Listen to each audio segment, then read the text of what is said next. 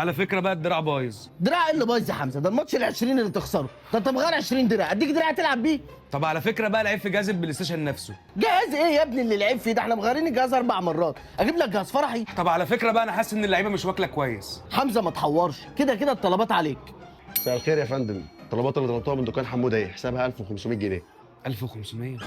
طب على فكره بقى انا ما بحاسبش على حاجه من دكان ما اعرفوش. هو ايه اللي ما تعرفوش؟ دكان حمود ده هتلاقي فيه كل اللي انت عايزه، كانك داخل اكبر هايبر في مصر. هتلاقي فيه الزيت والسكر والسمنه والمكرونه والرز واللحوم، وكل اللي نفسك فيه هتلاقيه في دكان حمود. طب طالما انت مذاكر قوي كده حاسب عشان ما معيش كاش. ادفع فيزا يا حمزه. الفيزا عندي عطلانه ولسه هستلمها يوم السبت. عادي بيقبلوا محفظه. المحفظه اللي معايا الكترونيه مش فودافون كاش. حمزه ما تتحججش، انت هتدفع يعني هتدفع، عندهم كل طرق الدفع.